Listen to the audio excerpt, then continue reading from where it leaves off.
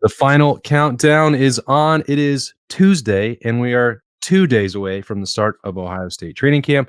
This is the podcast daily. That's Bill Landis. I'm Austin Ward, and it's Tuesday takeaways from something that I don't think either one of us were planning to listen to or cover, Bill, which was Will Howard materializing when we were out trying to have some fun at the National Card Show. I stood there and listened to him and watched him wear out his right hand for about an hour Friday. The more I thought about it, the more I thought, well, maybe we should talk a little bit about what we heard because Ohio State's quarterbacks are always under the spotlight, and he had a bonus one on Friday, and he had been out a couple other times over the summer, and we just really never got into that part of it.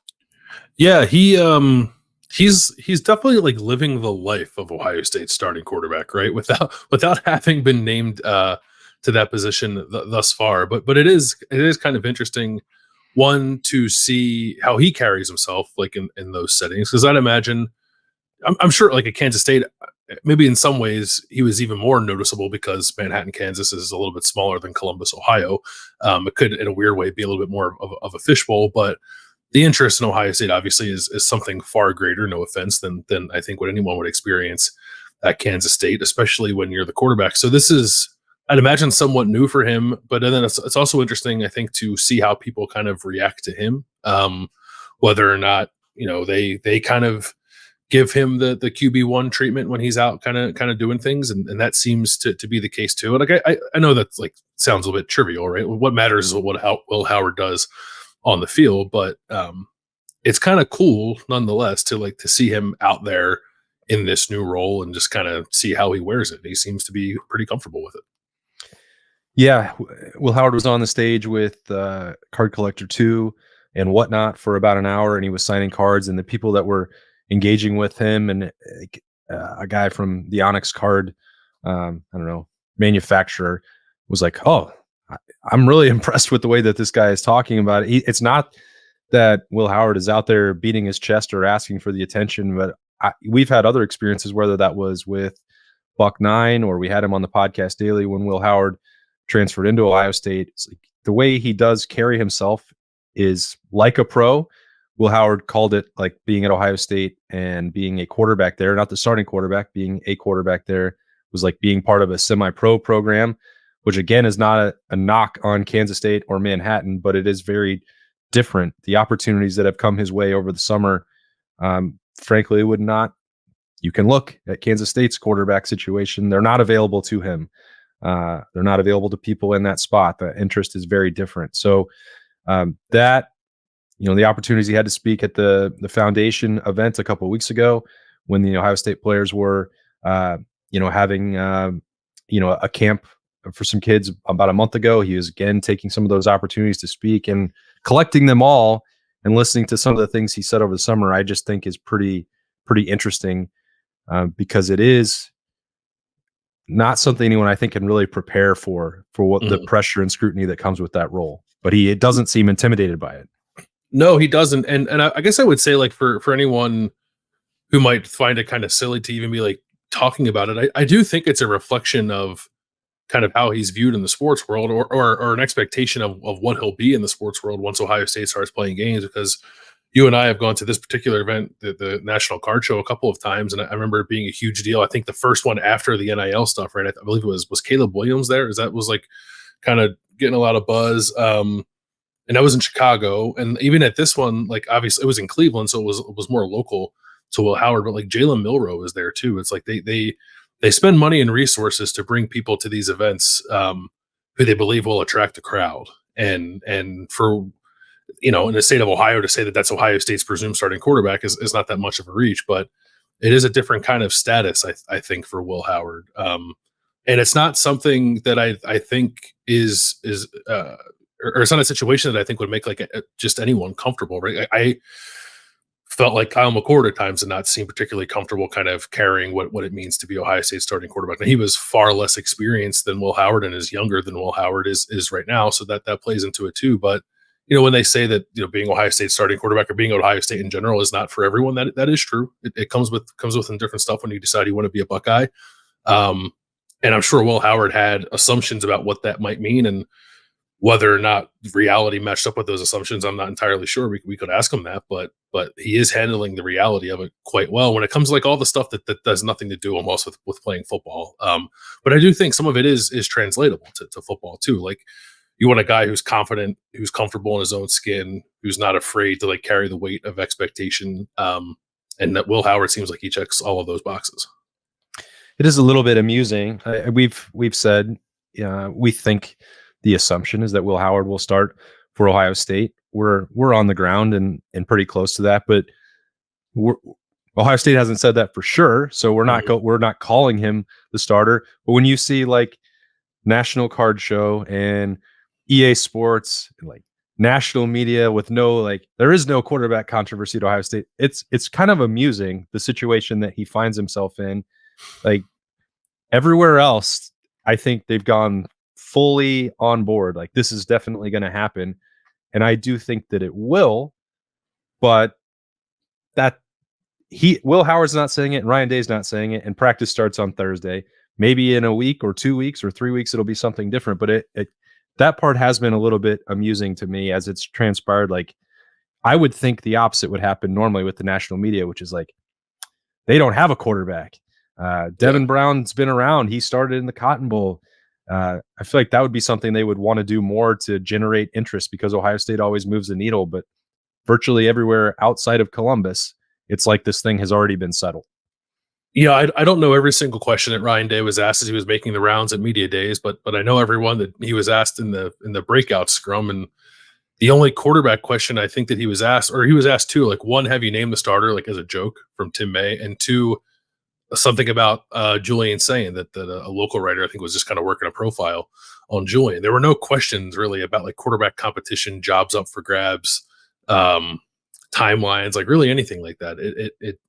It is interesting. You're right. It's odd, interesting, and kind of silly that we're in this point where nationally people are treating the quarterback situation the way they are, and we're a little different. I think being here every day, but I at least I know I have tried to make it clear that like I think we all know where it's headed, and I think the path to Ryan Day naming a starting quarterback will ultimately be a little different as than it has been in the past. But I don't know. I wonder how Will feels about that. Like not that he would like feel slighted by it by any means. Like just like the gamesmanship that does have to happen a little bit in today's day and age with freedom of player movement. Like I understand why Ryan Day hasn't named a starting quarterback because he was trying to keep his quarterback room intact. And that's not to suggest that he was like being deceitful to anyone else in the room.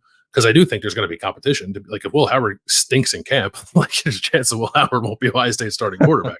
But I think that's true of anybody at any position. If you don't play well in camp, there's enough talent on hand that everyone is replaceable. So I get it. It's weird, but I think a lot of things have pointed toward Will Howard eventually being this team starter, whatever timeline Ryan Day chooses to make that happen.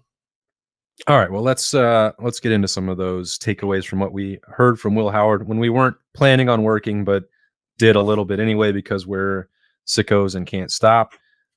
There was part of this he was asked about like sort of the dynamic in the room with the five quarterbacks, and he was like, well, we're all very close. I've worked to get to know them in a hurry. We all want what's best for the Buckeyes.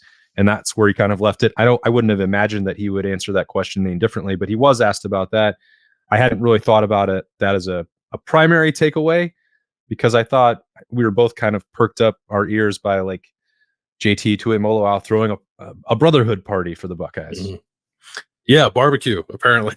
Yeah, Will said that like JT, I think might have rented a house or someone on JT's behalf, like rented a house, I think in the Dublin area.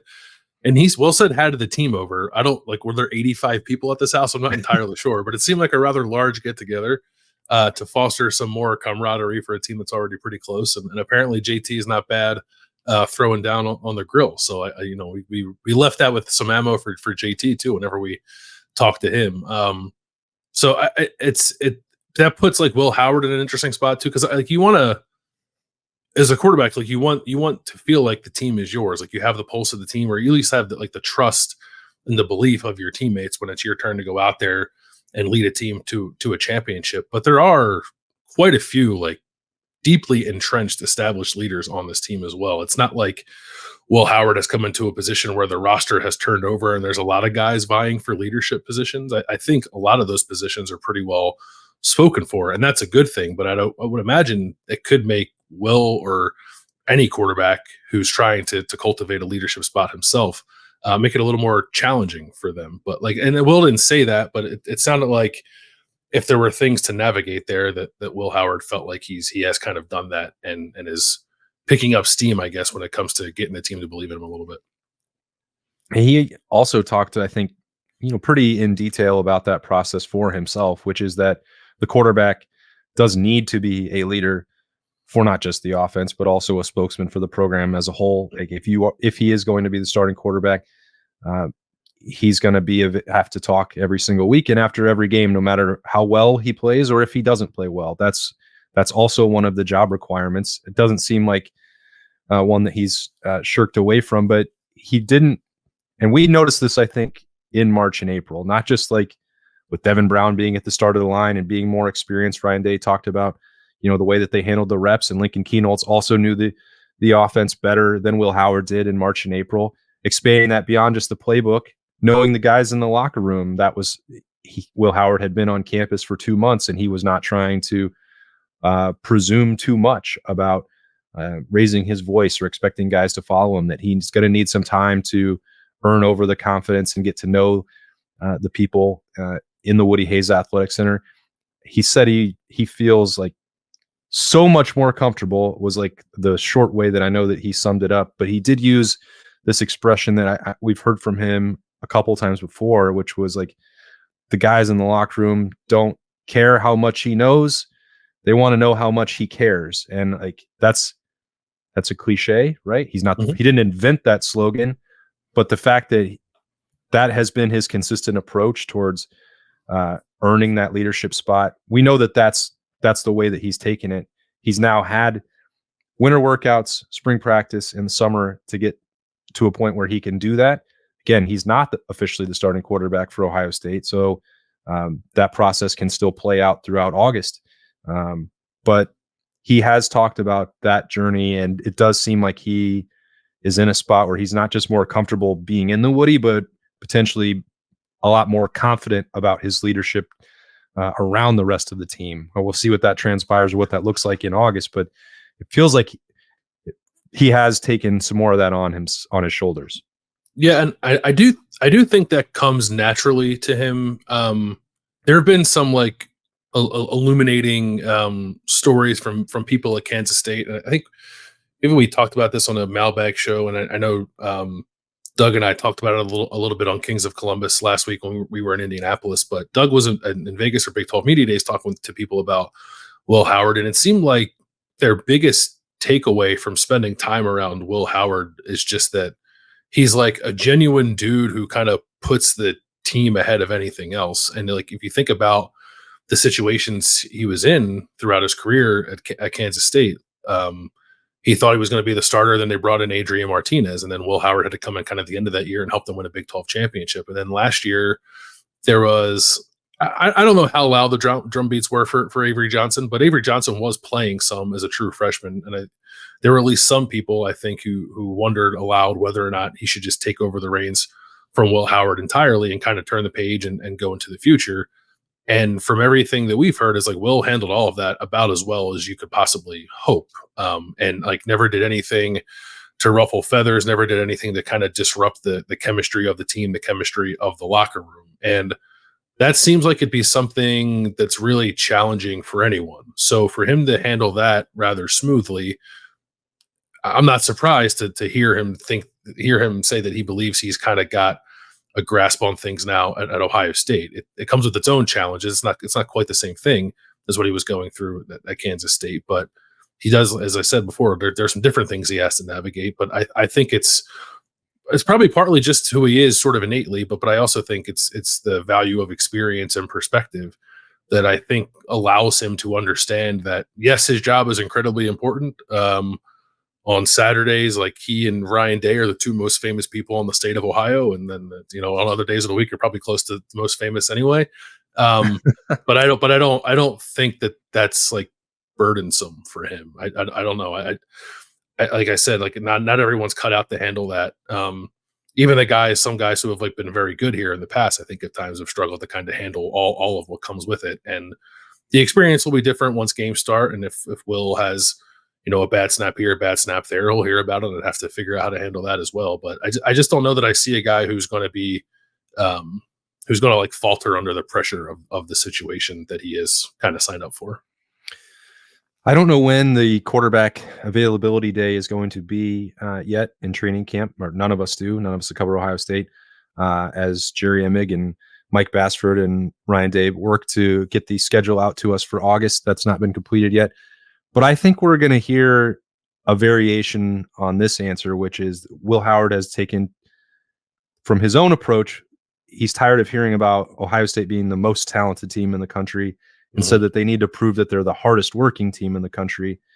We've made this point a lot since getting back from Indianapolis about like some of the answers being different for this team compared to years past, which is natural, right? They're different leaders and they think differently. They shouldn't just be parroting the answers from the people who came before them. And maybe we've been too effusive in the praise or enamored with the fact that it's just different and we're hearing new responses from Ohio State. But this is another one that I just have to like, I like that answer. It's not denying that they're very talented. It's not denying that they're chasing a national championship, but it is shifting the attention, whether that's outward or within the locker room, to the fact that they haven't accomplished anything yet. That's that awareness. So we mentioned that from Emeka Ibuka, Denzel Burke, and Jack Sawyer, along with Ryan Day a week ago in Indianapolis, and that acknowledgement with the mentality. It's better to not have that. Again, I don't know what it will mean once they get out on the practice field, and maybe they will say it and they won't live up to it. I don't know. But if you don't start from that place where you're talking about the journey and what's in front of them and acknowledging that they haven't actually won any games and that no one is going to just simply hand them a trophy because they had a great offseason or great summer workouts. Like I'm impressed by it, and that's all. Do you think I have not thought of this until just now, but maintaining that mindset is obviously very difficult. Especially if you encounter some easy wins early in the season, right? You got to still search week after week to kind of find that edge. And I'm going to try not to like speak in Urban Meyer 2015 cliches here, but I wonder if the fact that like Will Howard, I believe, was like a 3-star prospect coming out of high school. He went to a Kansas State program that's like a very kind of hard-nosed, grind you down kind of program. There's nothing really flashy about that where he played or frankly like really about his game. He just I think like at his best he's just sort of like a gutsy quarterback who kind of gets stuff done, sort of no matter what it takes.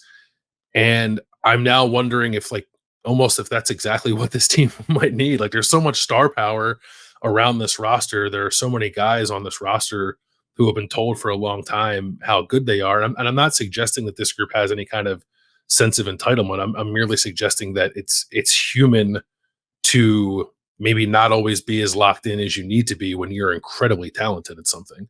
And that's what a lot of this roster is and has been and will be this year. And Will is talented in his own right, but I wonder if like his journey to get to this point and like again his perspective might be like sort of a combination that the team will need from time to time if it's a long season, if things start to slip, if everyone's maybe not as locked in as they need to be week to week. So yeah, I would imagine that's not something like Ryan Day focused on when pondering bringing Will Howard in. I think it could just be an added bonus, but I had not considered that about Will. I don't know if you had, like if maybe his personality and sort of his makeup might be kind of a perfect fit for what this roster might need. Yeah, I don't know. It's worth a conversation. It's another thing that we're 2 days away from the start of camp. Ryan Day was talking about narrowing down the reps a week from today, Tuesday, when they get to practice number 5. Like that stuff I think is still going to have to play out a little bit more. And when you're looking in the transfer portal, the options are frankly limited. So we know that they wanted to talk to Riley Leonard. Dylan Gabriel was talking at Big Ten Media Days, right, about having conversations with Ohio State. Uh, the Buckeyes, wanted to be involved with all three of those guys, and really no one beyond that. But I don't think that they could have just said, you know what, Will Howard might not be the first choice out of these guys, but he's the lunch pail gym rat that needs to be, in the thick of this thing to lead Emeka and Travion. Like, they couldn't have done that. But your point is that might just have been the best bonus that could have transpired for them, is like putting that cog in there to, I don't think there's going to be any conversation about Will Howard being the number one overall draft pick in April. He's not a BPS based on what he's done so far in his career, like CJ Stroud. And for all the athleticism he's shown, he's probably not going to be Justin Fields either. But that's not what this team needs. And perhaps the leadership component, that's the extraordinary trait. Maybe I don't know. Yeah, I think it is. I think it might be. I suppose experience is a trait as well. Like maturity is a trait. Certainly, it's like all of those kinds of things. I think I don't know if and he can really run the football for a quarterback, and he's like a big, strong dude. Like that. Those are tangible football skills that Will Howard definitely has. And you watch him throw enough, you see some big time throws in there. It's just maybe not as consistent as you're used to seeing or perhaps expecting from an Ohio State quarterback, given the track record in the program. But I think he's plenty good enough skill set wise. But I do think maybe it's the leadership component and that experience that might set him apart from what Ohio State's had in the past. Like that was kind of like JT Barrett's thing too, right? JT is the poster boy for quarterback leadership, probably, and not to put those kind of expectations on Will, only because like I don't think we need to see him play in an Ohio State uniform, probably in adverse situations, before we would compare him to JT Barrett. But I think it's possible that there is something to that comparison with the way he can lead a team. And the reason I even mention it is because, like you said there, he has said that thing several times about wanting to be known as the hardest working team.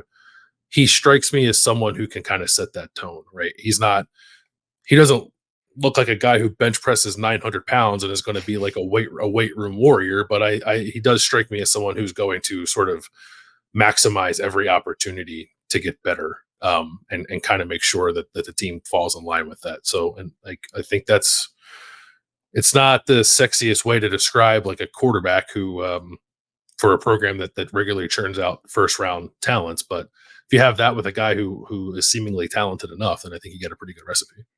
Yeah. Well, that next opportunity is coming on Thursday, just 2 days away for the start of camp at Ohio State. Will Howard will again be in the spotlight, just like he was in Cleveland, or just like he was at NIL functions all summer long. So, but now it's real. Now there's going to be some consequences, and there will be plenty of eyeballs on him when we get out to the Woody Hayes Athletic Center, just like there will be on Devin Brown and Lincoln Kienholz and Julian Sayin and Aaron Nolan, because that's what comes with being the quarterback at Ohio State. So we'll talk about the rest of those guys a lot more. But we heard from Will Howard. So we're going to dive into that with some Tuesday takeaways. We hope you enjoyed that right here on the Podcast Daily. For Bill Landis, I am Austin Ward. We'll be back again on Wednesday with the Podcast Daily on the eve of training camp. See you then.